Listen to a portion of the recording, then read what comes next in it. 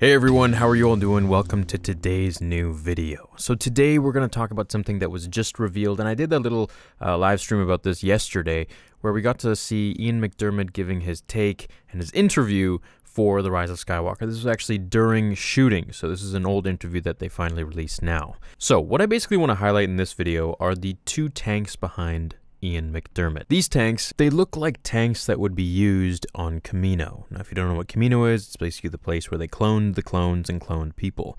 Now, I have a full video coming out on the history of Kamino very soon, which is a very dark and sad history, but it puts a lot of light on what we might need to know for Episode 9, as well as info from Darth Plagueis himself and Palpatine. Now with these tanks, we're getting a little bit of an Empire Strikes Back feel with the bottom of it. The red glowing lights, all these different shapes, these hexagonal shapes that give us some remembrance of Episode 5. Now, my theory is that Palpatine has been chilling out somewhere in the unknown regions, and he's been using the Force to manipulate different beings. Now, I always was saying, you can go back 2 years of videos, I believe that Palpatine was able to control Snoke through the black obsidian ring on his finger. I've made a ton of videos on this ring, and I've reiterated myself a million times, kind of like a broken record in different videos.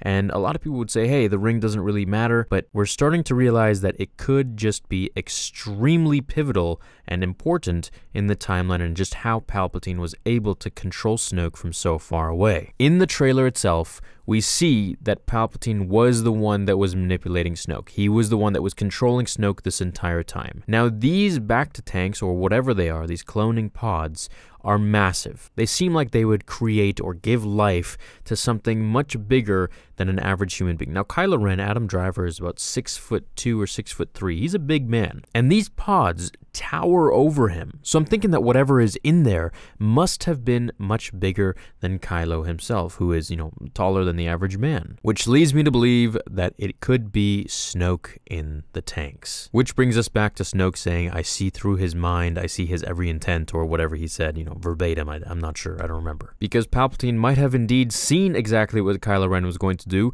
but he didn't really care. Now, this raises the question as to why did Snoke seem surprised? Well, there are two theories that I have here, which I'd like to make a video on as well. One is, you get a lightsaber through your abdomen, separating your torso from the bottom half. Well, you're going to be a little bit surprised. It's going to be painful, right? And then the other reason could be that maybe he was controlling Snoke this entire time, and once he killed him, it severed the connection between himself and Palpatine.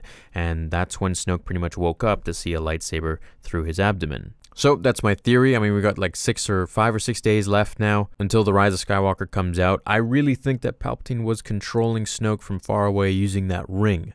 And the ring itself was from the catacombs of Vader's castle, and it had the inscriptions of the Dwarti. And the Dwarti were the golden statues from Revenge of the Sith in Palpatine's office. Everything is just now starting to make sense. Now, why there are so many pods? I don't know. Maybe he was cloning Snoke, several times. Maybe he was cloning other things like Darth Maul or Anakin or Luke. I guess we'll have to wait and see. Let me know what you think about this theory down below. Hope you enjoyed it, and I'll see you guys in the next one. Just about a week left now. May the Force be with you.